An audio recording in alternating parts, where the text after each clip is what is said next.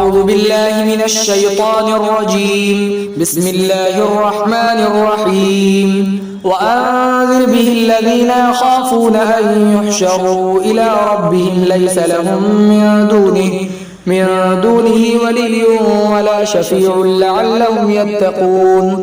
اور آپ ڈرا دیجئے اس قرآن کے ذریعے ان لوگوں کو جو ڈرتے ہیں اس بات سے کہ وہ اپنے رب کے پاس جمع کیے جائیں گے، ان کے لیے اس کے علاوہ کوئی کارساز اور نہ کوئی سفارشی ہوگا تاکہ وہ لوگ تقوی اختیار کریں۔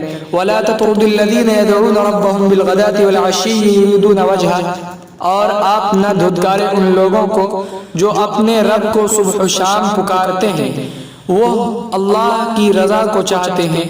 ما علیک من حسابہم من شیء، ان کے حساب میں سے آپ پر کچھ بھی لازم نہیں ہے۔ وما من حسابک علیہم من شیء فتطردہم، اور نہ آپ کے حساب میں سے ان پر کچھ لازم ہے کہ آپ انہیں دھتکاریں۔ فتکون من الظالمین، ورنہ آپ نادانوں میں سے ہو جائیں گے۔ وکذالک فتنا بعضهم ببعض لیقولوا اہؤلاء من اللہ علیہم من بیننا، اور اسی طرح ہم نے آزمایا ان میں سے بعض کو بعض کے ذریعے تاکہ وہ لوگ کہیں کہ یہی ہے وہ جس پر اللہ نے احسان فرمایا ہے ہم سب میں سے۔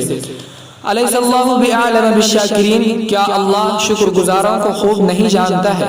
وَإِذَا جَاءَكَ الَّذِينَ يُؤْمِنُونَ بِآيَاتِنَا، اور جب وہ لوگ آپ کے پاس آتے ہیں جو ہماری نشانیوں پر یقین رکھتے ہیں، فَقُلْ سَلَامٌ عَلَيْكُمْ كَتَبَ رَبُّكُمْ عَلَى نَفْسِهِ الرَّحْمَةَ، تو آپ کہیے کہ تم پر سلامتی ہو، تمہارے رب نے اپنے ذمہ میں مہربانی لکھ رکھا ہے۔ أَنَّهُ مَنْ عَمِلَ مِنْكُمْ سُوءًا بِجَهَالَةٍ ثُمَّ تَابَ مِنْ بَعْدِهِ وَأَصْلَحَ فَإِنَّهُ غَفُورٌ رَحِيمٌ، وہ مہربانی یہ ہے کہ تم میں سے جو کوئی برائی کرے گا ناواقفیت میں، پھر وہ اس کے بعد توبہ کر لے گا اور اپنی اصلاح کر لے گا، تو اللہ تعالیٰ خوب بخشنے والا نہایت رحم کرنے والا ہے۔ وَكَذَلِكَ نُفَصِّلُ الْآيَاتِ وَلِتَسْتَبِينَ سَبِيلُ الْمُجْرِمِينَ، اور اسی طرح ہم نشانیوں کو تفصیل کے ساتھ بیان کرتے ہیں تاکہ مجرموں کا راستہ واضح ہو جائے۔ اقول قولی ھذا واستغفر اللہ لی ولکم ولسائر المسلمین فاستغفروہ انہ هو الغفور۔